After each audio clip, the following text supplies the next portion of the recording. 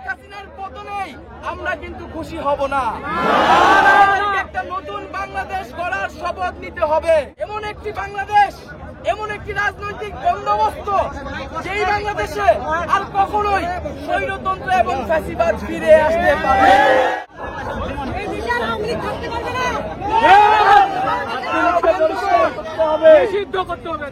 আজকে এই বিজয়ের দ্বার প্রান্তে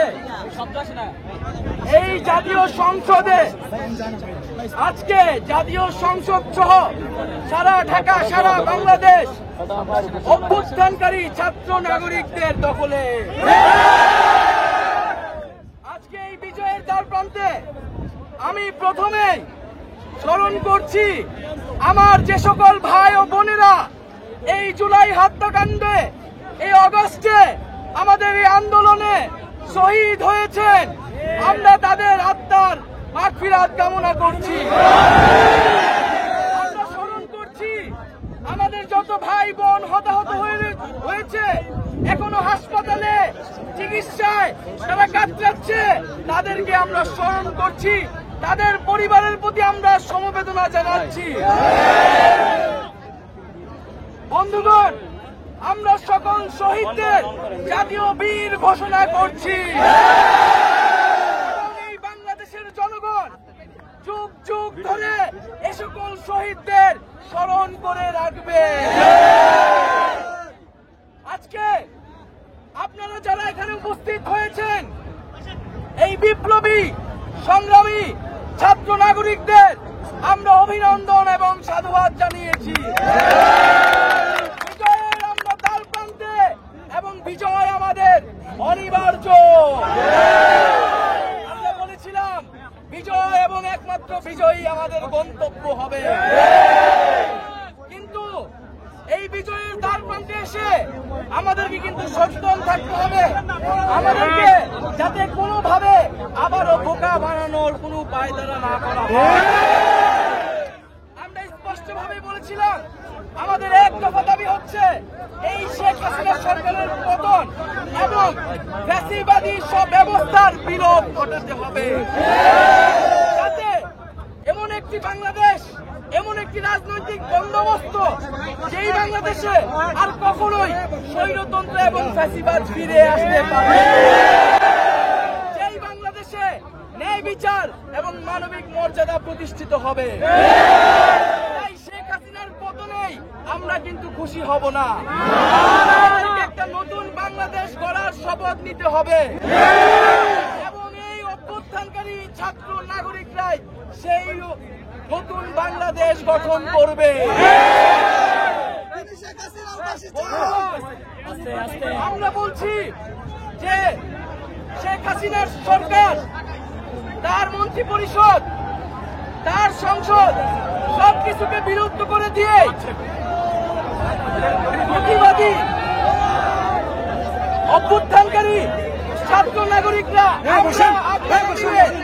যেই সরকার, আবারও বলছি, অভ্যুত্থানকারী ছাত্র নাগরিকরা আপনারা আমরা মিলে যেই সরকার প্রস্তাবনা করব, যেই রূপরেখা প্রস্তাবনা করব, তার কাছে ক্ষমতা হস্তান্তর করব।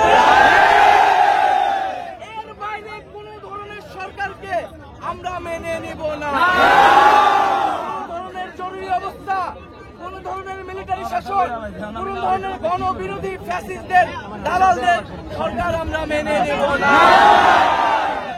আমরা খুব অল্প সময়ের মধ্যে অভ্যুত্থানকারী ছাত্র নাগরিকদের প্রস্তাবিত অন্তর্বর্তীকালীন জাতীয় সরকার ঘোষণা করব এবং এই জাতীয় সরকারের কাজ কি হবে? এই জাতীয় সরকারের প্রথম কাজ হচ্ছে এই যে যারা ফ্যাসিস্ট, যারা দালাল, যারা গণহত্যার সাথে জড়িত, তাদেরকে তদন্তের মাধ্যমে তাদের বিচার করতে হবে এবং অন্তর্বর্তীকালীন জাতীয় সরকারে ফ্যাসিবাদী এবং ফ্যাসিবাদী দোসরদের কেউ জায়গা পাবে না।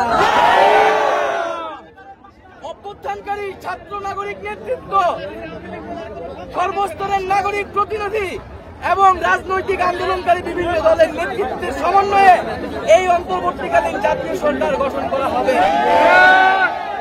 এই অন্তর্বর্তীকালীন জাতীয় সরকার একটি নতুন রাজনৈতিক বন্দোবস্ত, একটি নতুন বাংলাদেশের রূপরেখা হাজির করবে। সেক্ষেত্রে সংবিধান থেকে শুরু করে আমাদের প্রশাসনিক কাঠামো, আমাদের রাষ্ট্রীয় অন্যান্য সকল কাঠামোকে পরিবর্তন করতে হবে। আমাদের মনে রাখতে হবে, আমাদের এই সংবিধান, আমাদের এই আইন আদালত, আইন শৃঙ্খলা বাহিনীকে ব্যবহার করে কিন্তু শেখ হাসিনা ফ্যাসিবাদ কায়েম করেছে। ফলে এই ব্যবস্থাকে টিকিয়ে রাখলে আরেকটি হাসিনার জন্ম হবেই। আমরা তার সুযোগ দিব না। আমরা এই ব্যবস্থার পরিবর্তন করে নতুন সংবিধান করে একটি নতুন বাংলাদেশ গঠন করব। এবং এই যে দুঃশাসন, লুটপাট, অর্থ পাচার, দুর্নীতি হয়েছে, এর তদন্ত করে এর বিচার আমরা বাংলাদেশের শিক্ষা ব্যবস্থা, জনস্বাস্থ্য, অর্থনৈতিক নীতি সহ সকল নীতির সংস্কার করব জনগণের কল্যাণের জন্য।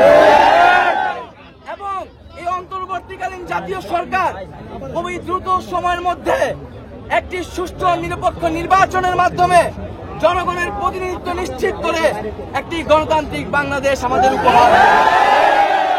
এই গণতান্ত্রিক বাংলাদেশ না আসা পর্যন্ত কিন্তু আমাদেরকে সচেতন থাকতে হবে, রাজপথে থাকতে হবে, লড়াই জারি রাখতে হবে। এবং আমরা আজকে ঘোষণা করছি, আজকে সন্ধ্যার মধ্যে সকল নিরপরাধ ব্যক্তি এবং রাজনৈতিক রাজবন্দী যাদেরকে অন্যায়ভাবে কারাগারে আটকে রাখা হয়েছে তাদেরকে মুক্তি দিতে হবে। যাদেরকে গুম করা হয়েছে, যাদেরকে গুম করা হয়েছে, আমরা তাদেরকে মুক্ত করে আনবো।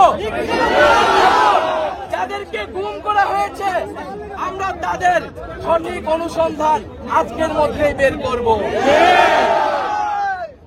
এবং আবারও বলছি, সংবিধান অনুযায়ী রাষ্ট্রপতি যদি ক্ষমতায় থাকেও আমরা কিন্তু এই ফ্যাসিস্ট ব্যবস্থার কাউকেই মানি না।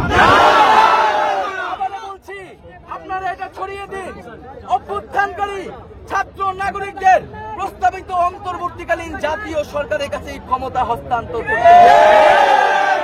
আজকে সন্ধ্যার মধ্যে আমরা আমাদের ভাইদের, বোনদের, রাজবন্দীদের মুক্ত করে নিয়ে আসছি। এবং